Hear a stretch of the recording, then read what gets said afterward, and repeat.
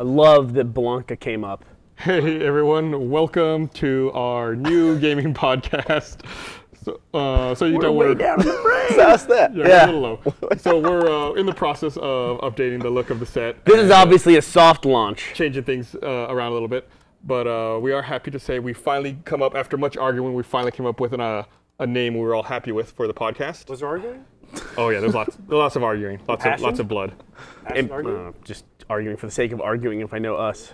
It's like arguing on the internet, but face to face. Nice. A little more polite. Well, before you reveal the name, I guess they already know the name. Do they already know? No, they don't know the name. Before you reveal the name, you should say some names of some that didn't. No, don't ever do that because people will go back. People will say, "Oh, I like that one better." One of the things we learned early on was don't ever ask the audience to vote for stuff because the people who then lose, like if we put out the names in a poll and saying vote for the one you like, they would all hate the name that we chose because not if you're in Venezuela.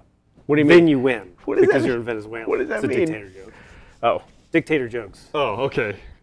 Well, luckily we have a dictator here. It's Gus, so Gus is going to tell you the name. Yeah. So we settled on after much thought, discussion, argument. We have decided to call our new gaming podcast The Patch. We were going to call it Rishi the Gaming Update as like a gaming update. Wink. Barbara would love that. But then Gaming Update sounded like a news show. We're not going to be doing news. So then Instead, we'll be taking news and misframing it so it's not news at all, but hearsay. We also already have the weekly update. Now we can, instead of a link dump, we can have patch notes. Which I think is it's totally worth it.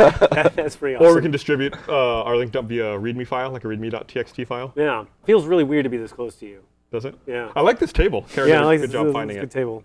It's good for gaming. We actually emulated this after the impromptu set that we made for the remote podcast we did in San Marcos for the Gauntlet. Everyone seemed to really like that format a lot. Yeah, and this table is actually 3D printed from. It is. Isn't it? No, it is. This is authentic wood and metal. Yeah, that's good that you can print. Also, Gavin cut his hair, so apparently that's what everyone wants to talk about. Oh yeah, my head shaved. You want to talk about it? Dude, it's been a long. They need to zoom in. I look ill. He walked out of the studio. studio. You know what I like about your hair is I've noticed this is that you have like reflections. Look straight at the camera.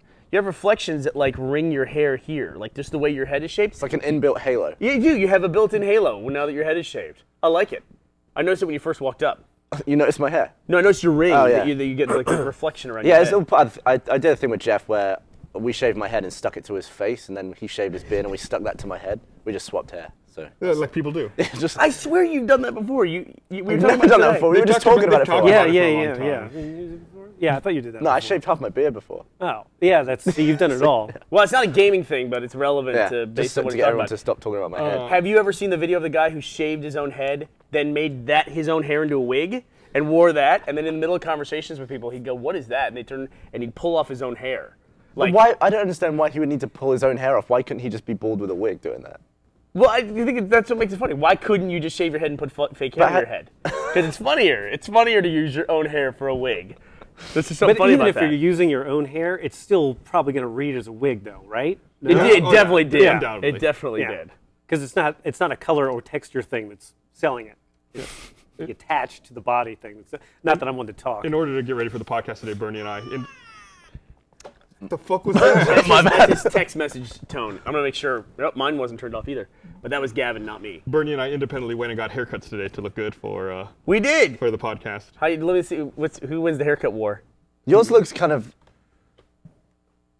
Yours looks tidy.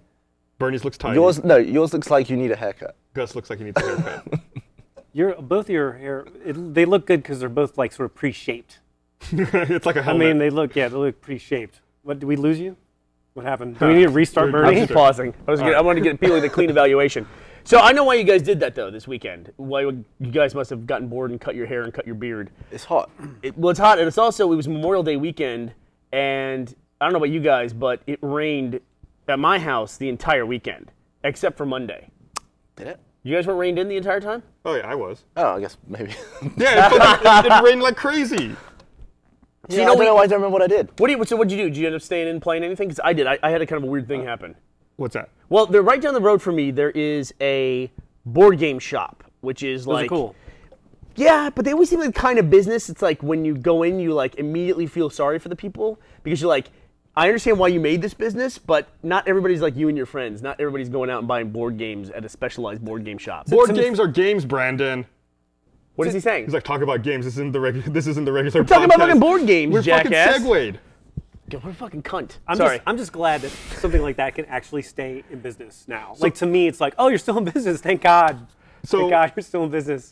All they do is board games. Did you buy a board game? I did. We bought Munchkin, which I always see people play at cons. Okay. Card game. Card game, and then I also they're not supporting just board games. Fucking branched out. Right. They already left their integrity at the door. And then I played a game. So it's like even like a game with Flock that is super frustrating to play. I even say in the first Let's Play with it, I say I can't say it's a bad game because if it's a bad game I wouldn't be playing it anymore. I'd be giving up on it a long time ago. The point of the game is to be frustrating. It's supposed to be hard, right? Yeah. I mean, shit, I would never go back and play some of those Nintendo games, those platformers where you have to like make a pixel perfect jump. And I would never in a million years pick up Super Meat Boy. That looks awful. But I would never say it's a bad game. I know I'm gonna push my controller through the front of my face at some point. That's one of the best things about Rage Quit is that I can experience those games without having to be annoyed by them. Exactly Just watch right. someone else get even more annoyed than I My would. favorite parts of Rage Quit are when you get that glimmer of hope that he's gonna be good at something, and it's just like taken away from That's him. what's so good about his crackdown video. I know he almost gets that horror. Yeah.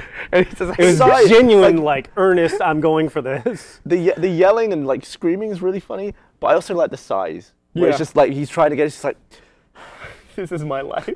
This is what I've become. But so I forget where I was going with that. Oh, but the developer of Flock contacted me. The dude who made the game. oh really? Yeah, and he was just like, hey, we should come on the podcast and get grilled over Flock. And I'm like, oh man, I feel bad now. But it's like, he's just happy to see somebody playing the game. It's a after, good game and a great title. 5 years old. Yeah, And a great Flock, title. So it's been fun. That game is.